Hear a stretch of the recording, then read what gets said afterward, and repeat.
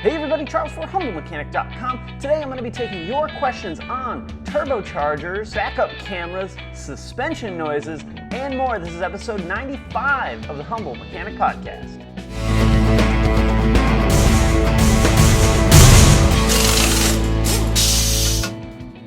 Okay, so I have a ton of great questions as well as a few things to talk to you guys about. But before we get into the show, let's talk about the sponsor of the day, CRP Automotive. CRP deals in a ton of OE repair and maintenance parts. Things like timing belt kits and suspension components, coolant, and other fluids. They actually supply Volkswagen and Audi with the factory DSG fluid. They also have other brands like ContiTech and Penison, so check them out at crpautomotive.com. So last week I did a video on the new, to me anyway, GTI that I picked up a few weeks ago, and the great thing about having this car is it's going to allow me to do a bunch of DIYs without downing my Passat or the Tiguan for multiple days on end. Something you guys don't realize is how long it takes to do a DIY video on a repair versus just doing the repair. It usually takes me 2 to 3 times longer to do the video and the repair compared to just doing the repair. This is the Eurowise coolant flange. This is the Eurowise coolant flange housing that I've now almost dropped twice. I painted it white. It's going to be mostly covered, and by the time I get it installed, it'll probably be completely dirty, but I thought it would be a cool accent inside the engine bay. It's going to be mated with a wrinkle black crack pipe from here in the coolant flange to the water pump. So this will be cool. Like I said, it's probably going to be completely filthy by the time I'm done, but it'll be a cool accent, and there will be a DIY video on that. Also, last week while I was actually doing that GTI video, my camera took a tumble. The tripod head broke and my camera fell from the level that it's at, which is about 5 feet, onto the garage floor. So if there's something a little squirrely, I'm sorry. There's nothing I can do about it for this video. I'm actually going to be sending my camera out to get it checked out and make sure there's nothing wrong with it that I'm just not seeing right now. So the rest of the week's videos may be a little bit sporadic, as well as different cameras, so I may have to do the show with the GoPro. But that's part of what it is, and we'll keep rocking and rolling. Okay, let's get into your questions. First one comes from Andreas. He says, I have a Mark IV 24 valve VR6 Jetta, and my car just hit 150,000 miles, and it's feeling like it's lost power. Are there some things I could do to restore that power? Just started working on the car not long ago. Okay, that's an awesome question. When it comes to power loss or really a lot of drivability issues, the very first thing you want to do is look at maintenance. Take the air filter out and see what it looks like. Take the spark plugs out and see what they look like. Check and see if the fuel filter's been replaced. Those are all really common, really easy maintenance things on Mark IVs. You also want to do a good visual inspection and make sure you don't have a small vacuum leak, a dirty throttle body. Make sure you're using the right fuel. And if you can, check to see if you have any engine faults stored. You know, it kind of depends what you mean by lack of power. Is it that the car doesn't quite feel as fast as it used to? You may just be coming used to the power of that VR6. Or does it feel like it's driving like a 2-liter Jetta where there's almost no power at all? So consider how much the power loss really is, check all your maintenance items first before you do anything else, and then check to see if there's any engine fault stored, and we can kind of move on from there. But again, whenever it comes to loss of power or drivability concerns, you almost always want to start with visual inspections and maintenance items first. All right, next one comes from Greg. He said, while standing still and I turn the steering wheel, I hear a moan/low-pitched creaking noise. It also vibrates the wheel. This is on a 2010 Volkswagen Jetta Wolfsburg Edition. On the 2010, which is going to be the Mark V, Greg, that's a really common issue. It was common on the B6 Passat, it was common on all the Mark Vs, and generally what it is it's the coil spring for the front suspension popping. So if you're sitting still and you turn the wheel really slowly, you kind of hear pop, pop, pop, pop, pop, and then you turn it the other way, you hear pop, pop, pop, pop, pop as the wheels turn. And what you can do is you can have someone else turn the wheel and put your hand on the spring to determine which side is doing it. Odds are it's both sides. I've had to replace not only the strut bearing plate at the top of the strut, but I've also had to replace springs for this issue as well. So isolate what side it's coming from. It may very well be both sides. I would probably go ahead and put a spring and a strut bearing in it. Since you're gonna have to take it apart to do either one, I would just go ahead and do both. So great question, Greg. Update us on what you find, on which side it was or whether it was both or not. All right, next one comes from Steven. He says, do I think that a brake booster replacement is considered a DIY on an 09 Tiguan, or is that something I should definitely have done at the dealership? Dealership wants about $450 in labor for the work, and it's something that really makes life hard with my budget. Any advice about the repair or things to look out for would be great, assuming you believe it could be a DIY.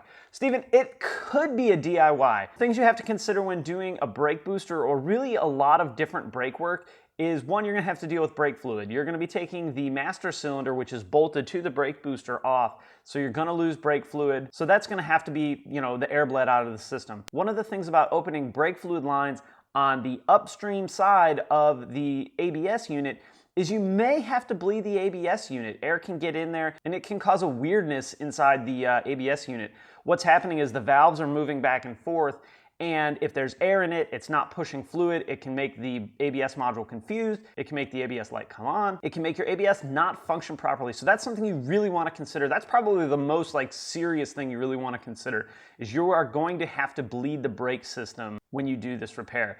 The actual R&R, the take out and install of the booster, is not very hard. The other thing that's pretty tricky is releasing the brake pedal from the booster. There's a special tool that kind of goes up the dash and backwards, and it releases the plastic tabs from the ball on the booster. Even with the special tool, it's a little tricky. It takes a little bit of finesse to get loose, so you're gonna have to deal with that. A lot of times that plastic tab that sits inside the upper portion of the brake pedal actually breaks, even using the tool. So if you're gonna replace the booster, I would go ahead and order one of those plastic retainers. It's not very expensive, and it's great to have on hand, because if you don't have that on hand, now you're gonna have to get a ride, or you're gonna have to order one from the dealership anyway, because your car's really not gonna be drivable without that piece being properly installed into the brake booster. So those are the things I would consider. I've done one fairly recently. It wasn't very hard, but again, dealing with brake fluid and dealing with that plastic retainer are the two most challenging parts of that job. $450 seems like a lot from the dealership, but just remember you're dealing with safety components,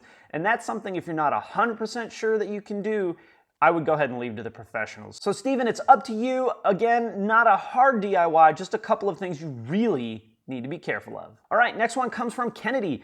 Do I know if you can make some power out of a Mark III 2.0? Yeah, swap a 1.8 turbo in it. That's probably the fastest, easiest way to make some power. There's companies that make bolt-in kits for that, which is a whole lot of fun. Actually, I would have been totally cool with that GTI having a 2-liter, so that I could have put a 1.8 turbo in it. As far as making power on that engine, yeah, they make cams for it. I think they make a supercharger kit for it. So there are ways to make a little bit more power, but odds are you're not gonna hit 300 horsepower without spending a bunch of money. So decide, do you wanna bolt a bunch of parts on and make this engine a little bit faster, or do you want to go ahead and go the engine swap route and go with something like the 1.8 turbo or the VR6 from that generation? The VR6 will bolt right in. But yeah, you can do internal engine work, you can bolt on a supercharger. There's a lot of people that have done ABA turbochargers, which there was a GTI that I was gonna go look at. I think the guy said it made 250 something horsepower. So that's a lot of horsepower for that car. That was on the dyno, so that was horsepower at the wheels, which is considerably different from engine horsepower.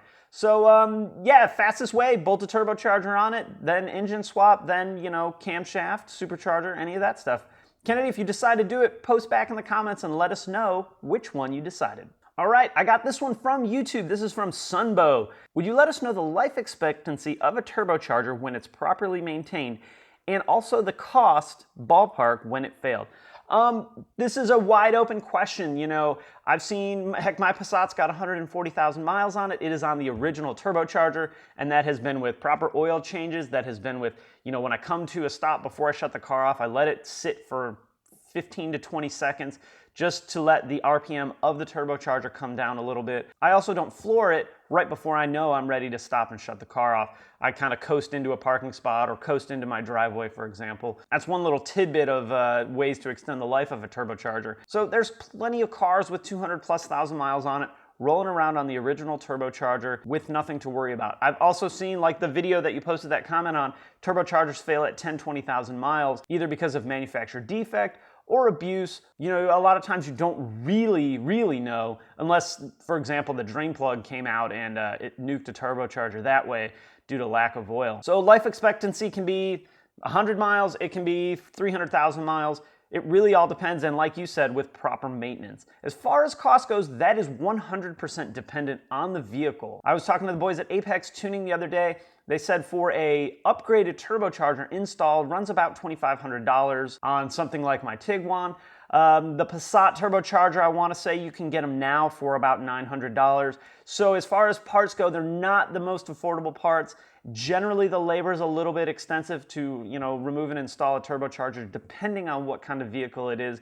I would plan for no less than $1,500 plus to have a turbocharger replaced. Now, there may be cheaper solutions out there to, that price point, and obviously doing it yourself is going to save you a bunch of money, but this isn't going to be a $200 repair. All right, I got time for one more. This one comes from Bernie. My VWCC 2009 camera stopped working on March 28. Now it comes on and off maybe 5 times in a week. Where should I check to see if a cable is loose or frayed? Good question, Bernie. So I've done a video on where some of the wiring issues specifically are on the CC that I'll make sure I put a link to in the show notes for you to check out. Generally what happens is in front of the left rear taillight is a wire junction. And that's a lot of times where you'll see broken wires. At that junction, there's 3 or 4, 5, 6, I forget, connectors that run from the body of the car up the trunk tube into the trunk and then out through the trunk lid, for the lights and the backup camera, license plate light and whatnot. Start by checking at that junction. You're gonna need to pull the carpet down a little bit and shine a flashlight in there, and you may see some frayed wires outside of the wrapping. You may have to open up the wrapping a little bit on the wires to see if the wires are broken. But that's the easiest place to start. You can also pull down the trim on the trunk and inspect the wiring right at the camera. It's not terribly uncommon for trunk wiring harnesses to get moisture in them and then corrode. So if you take the connector off and it's green, you got a corrosion problem at the camera. Look really carefully at the pins on the camera and make sure that there's no green fuzzy stuff on there.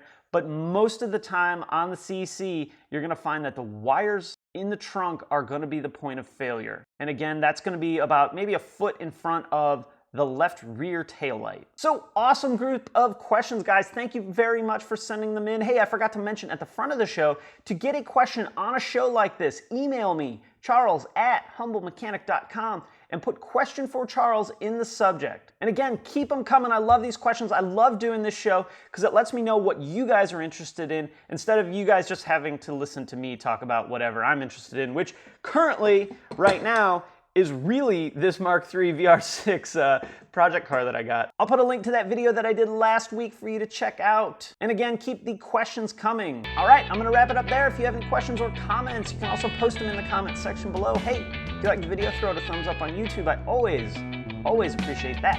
You can subscribe on YouTube or on the blog at humblemechanic.com. You can follow me on Facebook, Twitter, Instagram, the blog, and obviously here on YouTube. All right, guys, thanks for watching, and I will see you next time. It was probably the dumbest thing ever to paint this white, but it just looks so cool. And I think you'll only see like this much of it under the hood, but it'll be really the only white thing under the hood, and I'm super excited about it.